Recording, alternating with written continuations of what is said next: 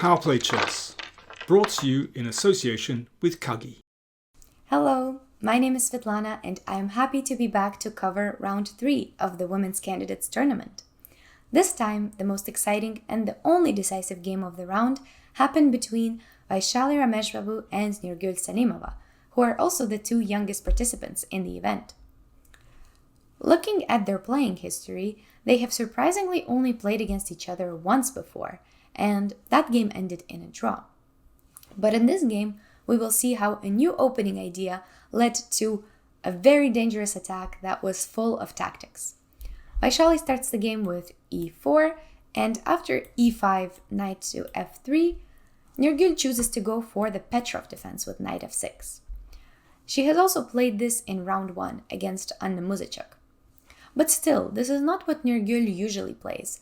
Her more common replies are to go for knight to c6 or other things altogether like the Caro-Kann or the Sicilian defense. But still, she chooses something new here, and I actually think it has been great to see how many different openings we have had in this candidates tournament so far. I like that the players are trying to come up with novelties, deviating from their regular positions. I just think it adds more excitement to the tournament, and sometimes we get to see some of the best players in the world being out of theory so early on. So in this game though, Vaishali didn't seem surprised and quickly took the pawn. After the knight got kicked away, Black regains the pawn with knight e4, and White has a lot of options here. Vaishali has played many lines here before. d4 was one option, queen e2 she has played, even bishop d3 she played before, but in this game she chooses knight c3, which is also a common line. The idea of this line is that after Black takes, White will take back with the d-pawn, which might seem a bit counterintuitive because we are used to capture towards the center, but this is good here because it leaves a lot of options for this bishop to develop and also allows White to castle queenside. So Black continues developing with bishop e7 and bishop e3 came from Vaishali. Bishop f4 was also a very common way to develop here, but they're very similar. Now queen to d2 happens and long castle. This is already intriguing to see opposite side castling because this means that both sides might try to attack each other's vulnerable kings, go for a pawn storm or some sacrifices, so it is always nice to see these positions. We're still following the main lines at the moment, where Black played knight f6, improving the position of the knight, and here Vaishali blitzes out a novelty, bishop to d4. This is an extremely rare move. The main line here is considered to be bishop d3, and after something like c5, rook e1, this will be a position with mutual attacks on different sides of the board. But instead, bishop d4 was played, and this was definitely preparation on her part. I think the reason why this move is a bit rare is because Black's main plan in these positions is usually to play c5, and if they manage to do that, then that will be an attack on the bishop. Right now it's not possible though, because the bishop is just going to take on f6 and then we're going to capture on d6, so the bishop is safe, but still, c5 might be on the horizon, knight e4 is also allowed, so this might be why this move hasn't been tried as much before. Now Nurgyul spends 25 minutes on the next move and decides to go for bishop d7. Now Vaishali started thinking as well, and still plays a very typical idea, which is h4, already making the attacking intentions very clear. Nurgyul plays rook e8, and this is also a very typical move, and now knight g5. The knight joins the attack, and I must say this is already a very stressful position for Black. She plays h6, kicking away the knight, but the issue is the knight doesn't want to leave.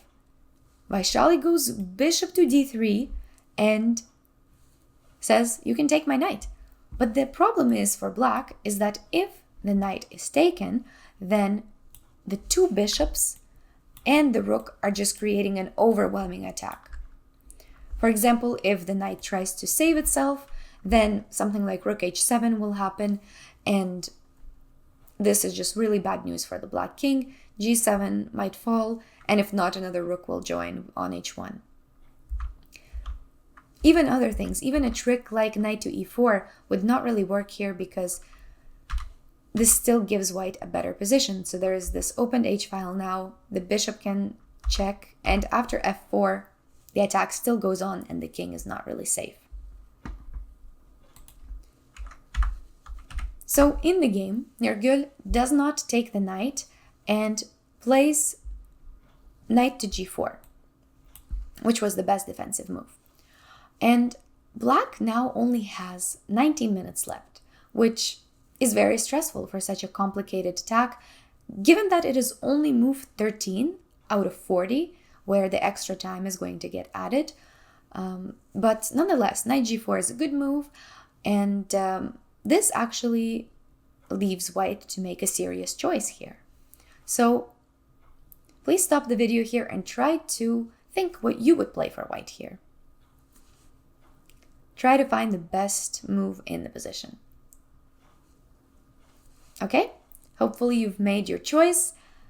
So if you decided to retreat the knight, for example, onto f3, this actually allows black to overtake with something like c5, and now the bishop has to move away and the attack dies down a little bit.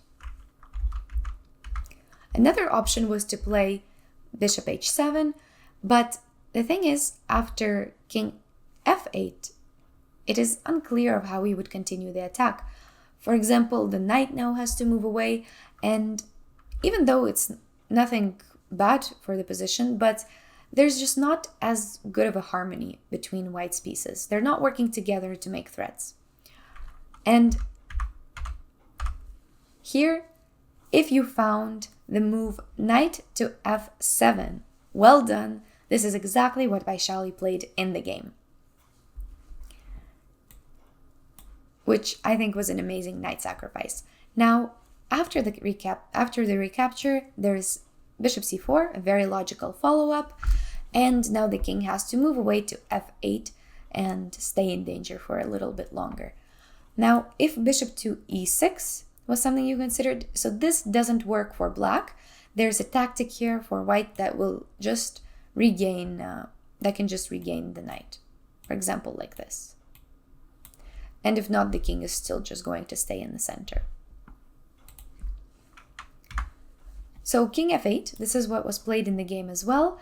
And after queen to d3, an important resource here, trying to play with the queen here and attack all of black's weak squares, we arrive at the critical position in the game. I am actually pretty curious how you would evaluate the position. Would you rather play for white and go for this attack?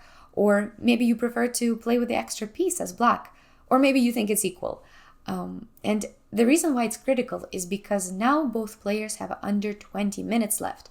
And evaluating this is really not easy. The real answer is that it's actually equal. And there is one line that white and black has to be careful to actually get to that equality. But there is this one precise line that does cause the attack to die down. It is to play bishop to f6, which is not what Salimova chose in the game.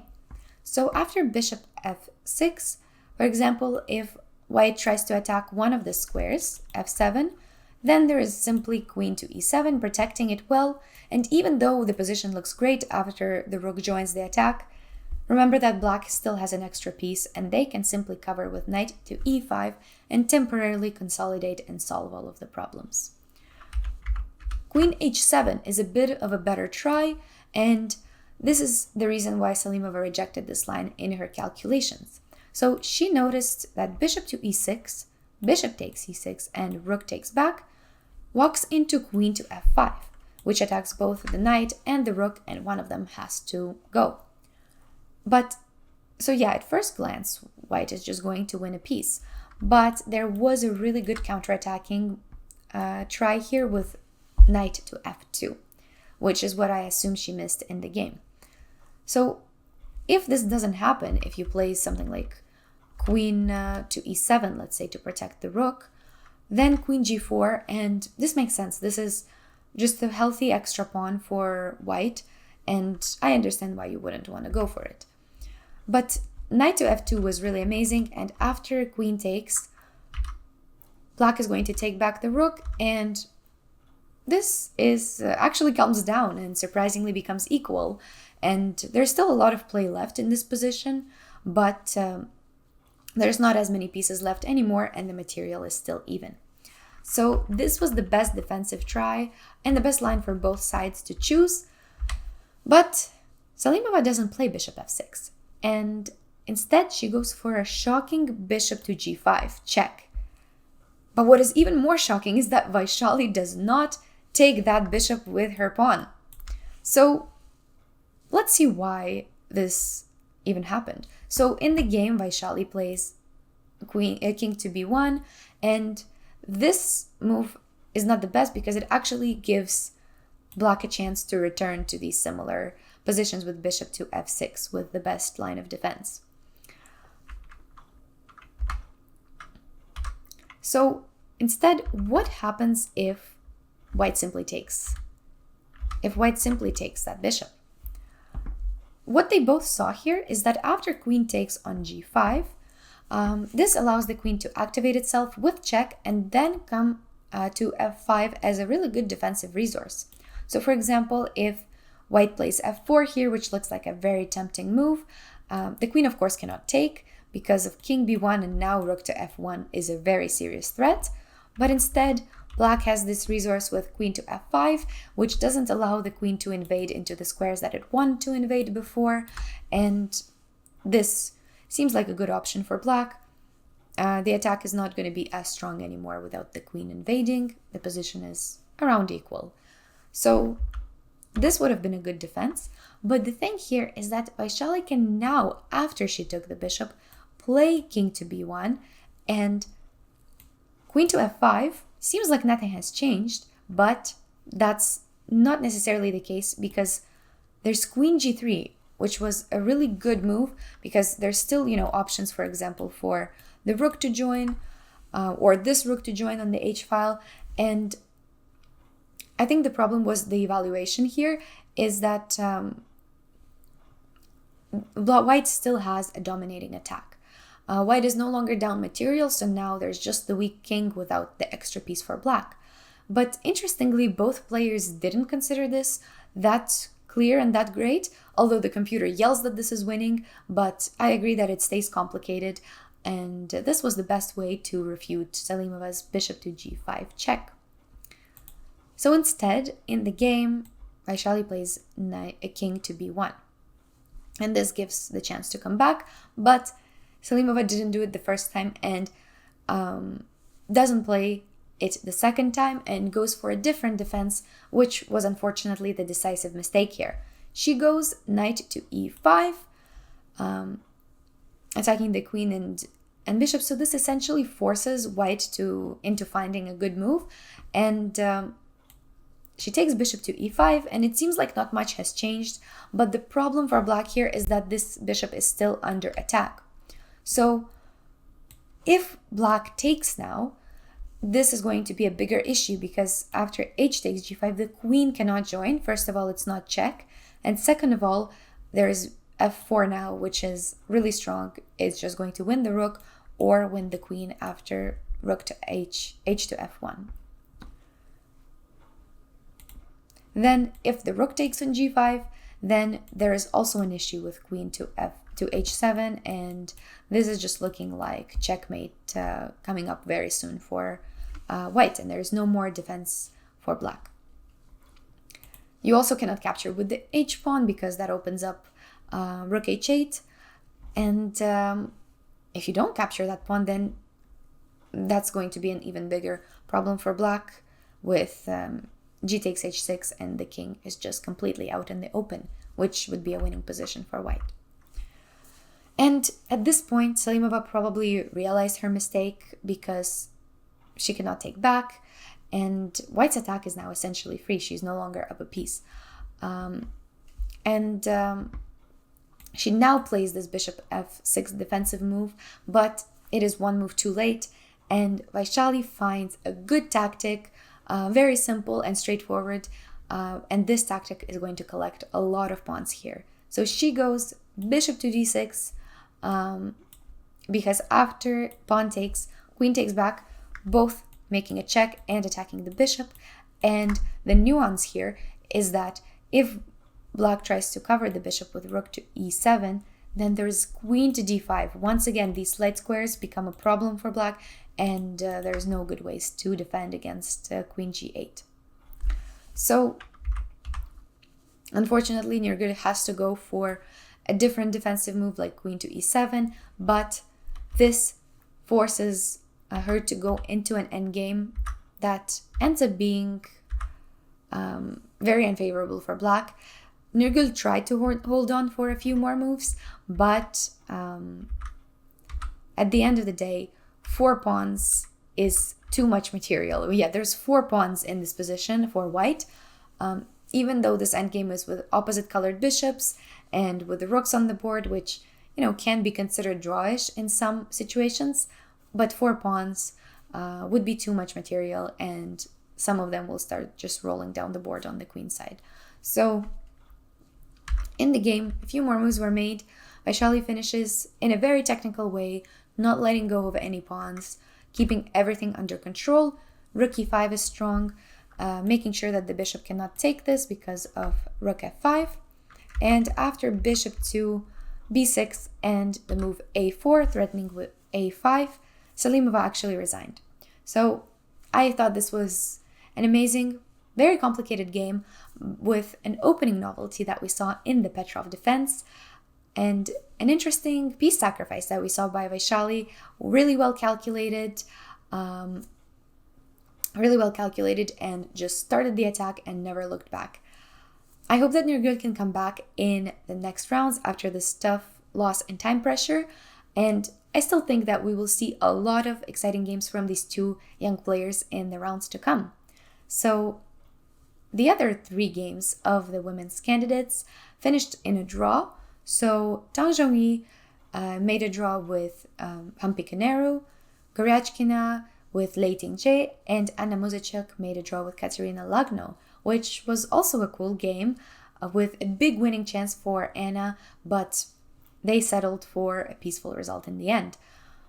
Thank you so much for joining this analysis and for welcoming me so nicely on this channel for this tournament, and hope to see you next time. Bye bye.